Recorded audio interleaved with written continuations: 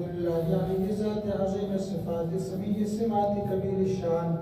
جليل القدر رفيع الذكر مطاع الأمر جلي البرهان فخيم الاسم غزير العلم وسيع الحلم كثير الغفران جميل الثناء جزيل العطاء مجيب الدعاء عميم الإحسان سريع الحساب شديد العقاب أليم العذاب عزيز السلطان ونشهد أن لا إله إلا الله وحده لا شريك له ونشهد أن سيدنا وسندنا ومولانا وأولانا محمدا عبده ورسوله أما بعد فأعوذ بالله من الشيطان الرجيم شهر رمضان الذي أنزل فيه القرآن هدى للناس وبينات من الهدى والفرقان بارك الله لنا ولكم في القرآن العظيم ونفعنا وإياكم بالآيات والذكر الحكيم أستغفر الله لي ولكم ولسائر المسلمين واستغفروه إنه هو الغفور الرحيم.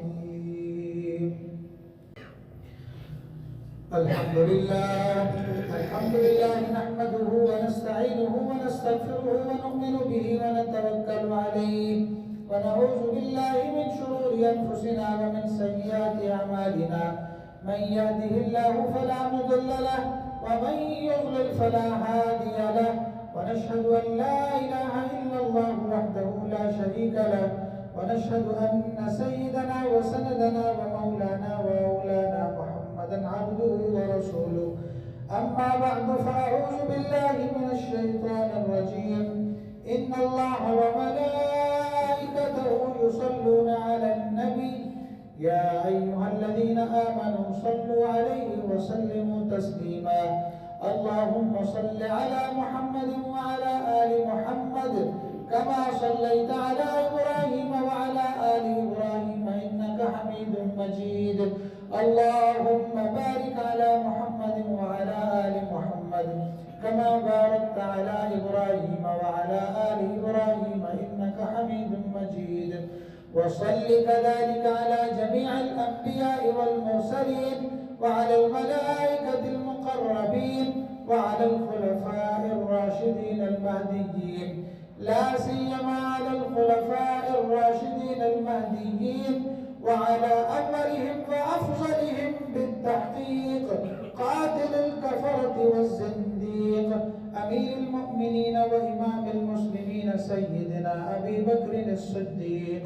رضي الله تعالى عنه وعلى مزين المنبر والمحراب الذي كان رأيه موافقا بالحق والكتاب أمير المؤمنين وإمام المسلمين سيدنا عمر بن الخطاب رضي الله تعالى عنه وعلى كامل الحياء والإيمان الذي جمع في زمانه القرآن أمير المؤمنين وإمام المسلمين سيدنا عثمان بن عفان رضي الله تعالى عنه وعلى أسد الله الغالب أمير المؤمنين وإمام المسلمين سيدنا علي بن أبي طالب رضي الله تعالى عنه وعلى كل الصحابة والتابعين أجمعين إلى يوم الدين أما بعد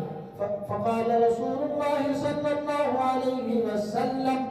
فاطمة سيدة نساء أهل الجنة والحسن والحسين سيدا شباب أهل الجنة وحمزة وسد الله وأسد رسوله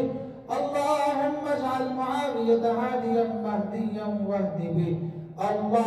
الله في أصحابي لا تتخذوهم غرضا من بعدي فمن أحبهم فبحبي أحبهم ومن أبغضهم فببغضي أبغضهم وخير القرون قرني ثم الذين يلونهم ثم الذين يلونهم عباد الله رحمكم الله إن الله يأمر بالعدل والإحسان وإيتاء ذي القربى